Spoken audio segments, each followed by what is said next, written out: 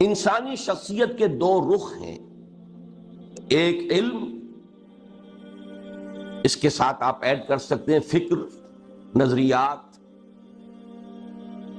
دوسرے عمل میں اضافہ کیجئے اخلاق، کردار، رویہ، ایٹیچیوڈ ان لائف۔ لیکن یہ کہ خلاصہ ہے یہ اصل میں، اس کو متن سمجھیے، اس کی شرح اللہ تعالیٰ آپ میں سے جس کو توفیق دے گا وہ اس کی شرح لکھے گا انشاءاللہ۔ یہ انسانی شخصیت کے دو حصے ہیں۔ یہاں تھوڑا سا اضافہ کر لیجئے، ایک صحت مند انسان میں یہ دونوں چیزیں ایک دوسرے سے جڑی ہوتی ہیں، باہم لازم و ملزوم۔ جو فکر ہوگا وہی عمل میں ظاہر ہوگا،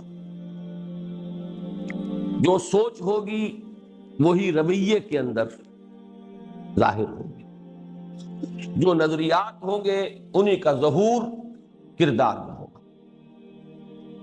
البتہ اسے بالکل دو اور دو چار کی طرح کا قاعدہ کلیہ نہ سمجھیے، ایک استثناء ذہن میں لے آئیے۔ وہ قاعدہ اپنی جگہ پر، اور آپ کو معلوم ہے آپ کو کہ ایکسیپشنز پروو دی رول، یہ اصول ذہن میں رکھیے۔ ایکسیپشن سے، استثناء سے کلیہ ٹوٹتا نہیں ہے، کلیہ قائم رہتا ہے۔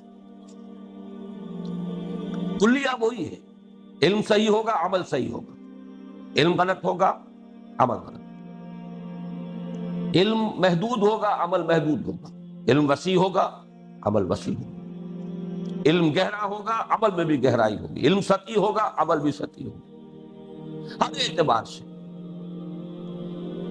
البتہ یہ کہ ایک ایکسیپشن ذہن میں رکھیے، کچھ مریض شخصیتیں بھی ہوتی ہیں، جس کی مثال میں نے کئی مرتبہ دی ہے، جیسے مفلوج انسان پڑا ہوا نظر آ رہا ہے، تن و توش بھی صحیح ہے، ہاتھ پاؤں بھی صحیح ہے، ہاتھ ہلانا چاہتا ہے نہیں ہلا پاتا اس لیے کہ فالج پڑا ہوا۔ ایسے ہی کچھ لوگ نفسیاتی طور پر مفلوج ہوں، وہ بات بالکل دوسری ہے، لیکن وہ استثناء رہے گا، وہ قاعدہ کلیہ نہیں ہے۔ ان کے نظریات کچھ اور ہیں، عمل کچھ اور ہیں۔ اس لیے یہ جو علم اور عمل کے اندر جو فصل ہے یہ تو باہم لازم و ملزوم ہے، فصل اگر ہے تو یہ مرض کی نشانی ہے، یہ بیماری ہے، لیکن اس ایکسیپشن کو ذہن میں رکھیے۔ اب آگے چلیے، اسلام میں علم صحیح کا مظہر اتم ایمان ہے۔ یہ بہت اہم جملہ ہے۔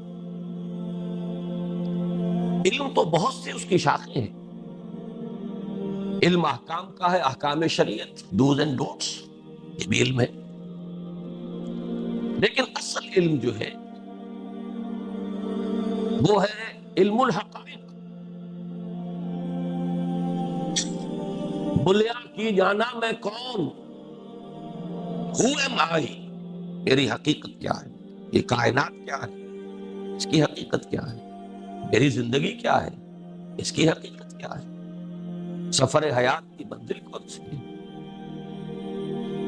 علم کسے کہتے ہیں، اس کے حصول کے ذرائع کیا ہے، خیر و شر واقعتاً کوئی ویلیوز ہیں یا کوئی سراب ہے، یہ سارے بنیادی، یہ ہے اصل علم۔